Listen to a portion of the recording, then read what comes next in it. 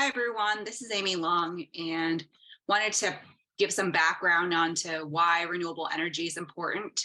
You may have heard of the climate Paris Agreement, and that was basically knowing that climate change is real and it's causing issues with potentially food shortages and water shortages in the future, also some catastrophic weather conditions that can lead to floods and some hurricanes. There's a lot of weather issues, and then also can lead to economic injustice, even for some nations that are closer to the equator. And basically with the sea ice melting, that area would get warmer. There would be places in the north would also have more melting of the sea ice, and basically changing like the economic conditions of the people that live closer to the border, as well as other places that are further away.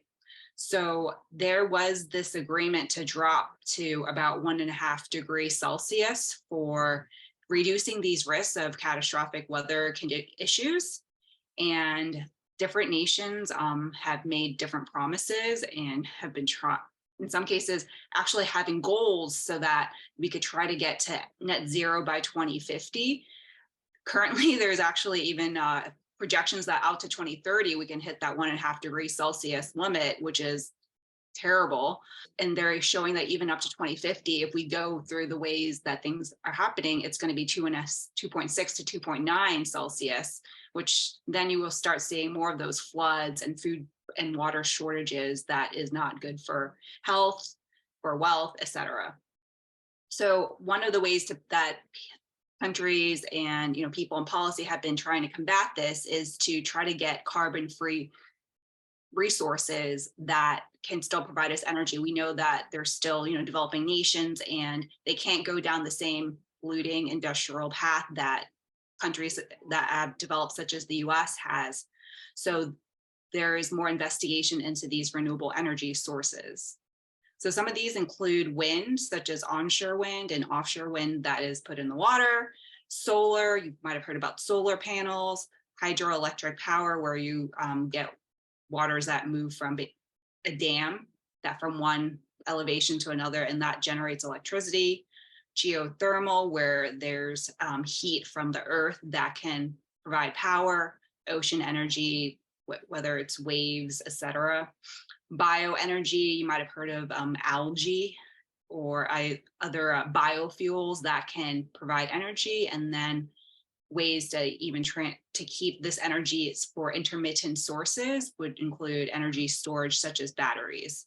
So the company I work for is Orsted. It's the largest offshore wind development company in the world. And we're also looking into onshore as well as solar. So we have operations in the US for onshore wind as well as solar. And in the northeast coast of the US, we're actually constructing the first South Fork project, which is off the off of Long Island on the east side. And you may have heard with Biden's administration's goals, there's also increase in offshore wind, especially at these big load centers in the Northeast, like Boston, New York City, Washington, D.C., these big cities in the Northeast. That makes sense because people don't have a lot of space on land for solar panels or wind, and they may not have the additional resources to provide things such as geothermal.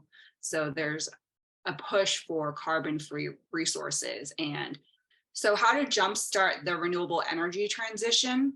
There are some proposals that the United Nations has made for policymakers that can affect on a national as well as a global scale. So number one, make renewable energy technology a global public good. So don't just allow basically rich people to have them, but also allow other communities to have them, be able to provide them solar, or give them incentives or additional grants or loans to be able to get the solar and other technologies. Second item, improve global access to components and raw materials. For example, if we were looking at EVs or batteries, not everywhere has the lithium ion, et cetera, that can provide those materials. So we need to start developing supply chains and raw material, thinking about the supply chains for those materials. And we even recently, with the inflation, a lot of these materials are increasing. So how do we still incentivize people in states, et cetera, to pay up for these resources, even during this inflationary economy. The third item, level the playing field for renewable energy technologies.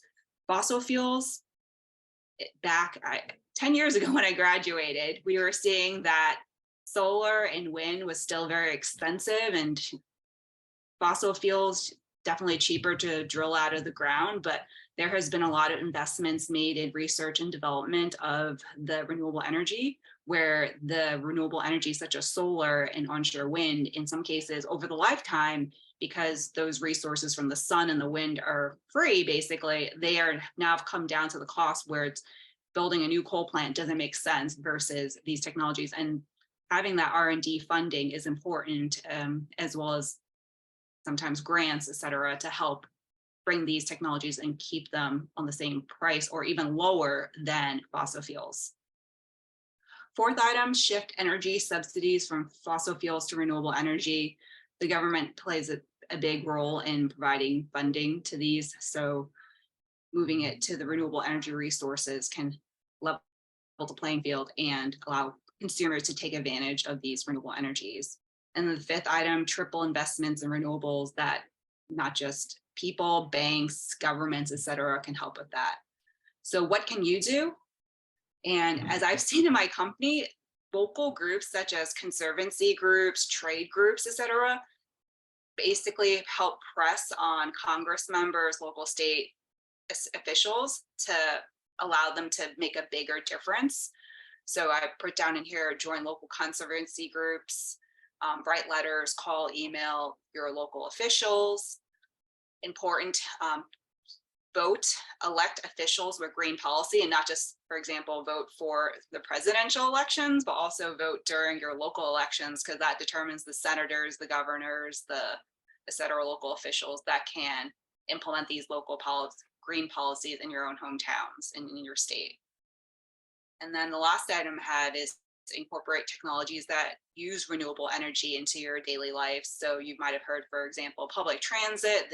There could be electric buses, electric trains, bikes, etc. Some people also install solar panels into their home, and there's even some discussion of like a fleet of electric vehicles can be those battery storage where the intermittent, for example, sun can store the energy during the day, and then at night when everyone goes home and consumes it, then it could drain it out for your cars. So what is it like working at a renewable energy developer? So I graduated with a chemical engineering degree, and there are a lot of people in my company that don't have an engineering degree, but so there are many different roles even within the organization. So just going through what a developer does and different phases of the project, putting these solar panels or putting these wind turbines in the ground. Project phase, the first phase is usually development. So you want to come up with a market plan that is economic. So there's development where you might get a physical area where whether you get the lease area in the water, or you identify a wind area, or you identify a solar area, you have to do permitting. You have to get permits to get it to basically be licensed to be able to build on that land. You have to buy the real estate. You have to think about what are the weather conditions, et cetera, for the sun, et cetera. So in order to design the best use of those resources. Then comes the execution and construction phase. So during execution, you're sourcing materials, looking into the supply chain to be able to bring it, looking at transportation. For the construction, you have people on the ground, ships there physically so that you can move the materials and put the items and test and inspect to make sure it's meeting the quality that you want. And then during operations, this is during the lifetime of that physical asset. For example, wind farms, we say that it's 30 years that it will be in operations. So you have people that are going to be doing inspections and making sure that you're getting the most out of the materials that you have. And then there will become a decommissioning phase at some point. So different roles in the organization. I'm currently in the engineering, procurement, and construction group. So engineering is they're doing the design, identifying the wind patterns, identifying the solar you can even orient the different solar panels to get the most out of it. Procurement, they do the sourcing. So usually they become like SMEs or subject matter experts and working with the vendors, building relationships with them, seeing what's like the latest and greatest technology. Construction, kind of similar to the construction that you guys see nowadays, in buildings, but these are building the wind farms, solar farms, etc. Commercial, that these people wear multiple different hats. I've seen them talk to, for example, banks so that we can get some additional funding for the companies. They could be working with the state or federal to discuss prices that they're getting for offtake of the agreements. They also work with some of the stakeholders, such as communities that might need to, for example, real estate or landings on a beach, like negotiating the terms of those agreements. Corporate affairs, we have a branch where there's people that work in the markets, let the community know what's going on. They do branding so people know who we are. There's communications where whether it's internal or external communications, since this is still, in some cases, offshore wind, for example, is still like an immature, a new industry here. There's a lot of education that needs to be made to legislators so that they know what offshore wind is, what are the impacts on the environment, impacts on the economy, etc. Permitting, these people have different skill sets. Sometimes they are working on getting physical permits so that we could build. So they get state permits, federal permits. We even have some specialists in permitting, such as like biodiversity specialists, construction and ports people. So different skill sets within permitting. We're trying to make sure we have a license to operate and that these government officials, et cetera, or the state goes through and does an environmental analysis, and we provide the data that's required and coordinate across different people in the company to get the right data. And then the last item I have, but it's definitely not the last, but I just wanted to generalize, was finance and risk management. So it takes a lot of money to actually build these projects. Like a 1 gigawatt wind farm that we're building for offshore wind can be between like $3 to $6 billion. So that's a lot of capital. We need to make sure that we are investing wisely, looking at opportunities to either optimize for the lifetime of the wind farm or reducing cost. So there are people such as finance that run these cost models, and then also risk management, because we're also constructing and there could be a lot of risk of bad quality or just operations. So there's also risk management within engineering, procurement, construction, as well as finance. The financing of large-scale renewable projects, energy projects, they are very complicated, and in fact, it's part of investment banking practice. Project financing for multi-billion-dollar project is very challenging and very interesting. What are some of the ways that kind of like private and public sectors kind of work together to improve sustainability, and to the end, kind of brought in the kind of 30 by 30 in the way that like is this something that kind of is like creating more opportunities for you guys in the private sector, just because of the ways that like this is getting pushed closer and closer to national agendas? Yeah, so as I think about, there has been some alliances that's like private with the public sector. For example, New York State has goals of they want to hit a certain amount of offshore wind. So they have their own funding that is used for like workforce development. And then as we make bids into these states and we win the bids, then they pair the funding that the New York State has had with the private developer funding in order to fund these like workforce programs. And then even, for example, the factories that we're starting like a couple of different factories in New York as well as New Jersey, then some of that funding, like the port funding they have, might be federal or state funded, like partially paid. For example, Port of New London's like partially state paid, partially we gave them like money. So then whether we pay them up front or we pay them over the lifetime of actually using the port, then that's like the private money. So there's different carve outs like federal level, state level, private developer gives the money. They are using it to be able to like fill the full need for that. But also, I would add on to that, to achieve 30 by 30, basically protecting 30% of the land and water of the world by 2030. Government is clearly important. If the country is not committed, then they would not, the private sector by itself cannot get there. And secondly, my experience in doing large scale, gigawatt projects, very often the government is behind it, either as a loan guarantee or as the power purchaser, because all the renewable energy projects are based on there is a commitment from somebody to buy those power generated by the renewable project. So very often those commitments are somehow supported by the government to make it work. Amy, I know you spoke a little bit about contribution individually. Is there anything else you want to add on before we go to? Yeah, I was going to talk about the travel portion. Okay, so please.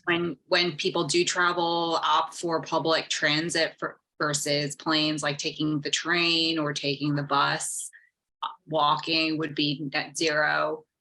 And then also during tourism, thinking about the vendors that are being used. For example, like, are your contributions helping the local economy and the people that live in that area versus like a foreign company that might have come in with their operators? So, for example, a cruise versus like staying more local in those places and contributing to the economies there.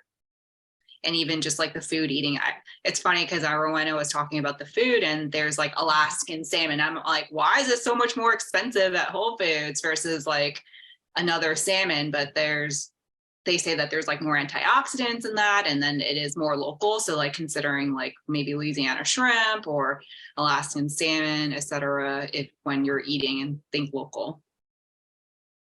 Is wind renewable energy more efficient than solar? Because solar, sometimes you have cloudy days and others, so is it wind? Is it more efficient than solar? So it really depends on the geography and the location this is happening in. So for example, there's a lot of solar that's happening in the like South USA. And for the wind, they're strategically placed. Like you don't really want onshore wind in New York, but you want it down where they are today. For example, like New Mexico, the Kansas area, North Texas, where their winds are strong. So not every geography can take the solar, take the wind. So you need to be strategic about where you're placing that and where the load centers are that needs the energy. Like you're not building offshore wind farms off of like the North Canada area because there might not be a lot of population that actually needs to use electricity, right? But then there is strong winds off of the east coast of Massachusetts, Rhode Island area, and there are demand centers in the Boston area, so that makes sense. And even for the onshore wind and solar, they have different ratings, like efficiency ratings, and it does make sense more in the south to have the energy for the solar panels down in the south because there's more sun. It's near the equator, closer to the right. Yeah. So different locations and geographies require or is better incentivized to use onshore wind versus solar. I see. So it really depends on the geography and the location this is happening in. So for example, there's a lot of solar that's happening in the like South USA. And for the wind, they're strategically placed. Like you don't really want onshore wind in New York, but you want it down where they are today. For example, like New Mexico, the Kansas area, North Texas, where their winds are strong. So not every geography can take the solar, take the wind. So you need to be strategic about where you're placing that and where the load centers are that needs the energy. Like you're not building offshore wind farms off of like the North Canada area because there might not be a lot of population that actually needs to use electricity, right? But then there is strong winds off of the east coast of Massachusetts, Rhode Island area, and there are demand centers in the Boston area, so that makes sense. And even for the onshore wind and solar, they have different ratings, like like efficiency ratings, and does make sense more in the south to have the energy for the solar panels down in the south because there's more sun. It's near the equator. What about in terms of dollar per kilowatt? Is wind more expensive than solar?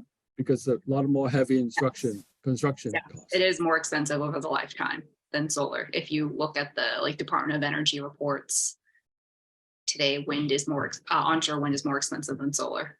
But solar does take a lot of space.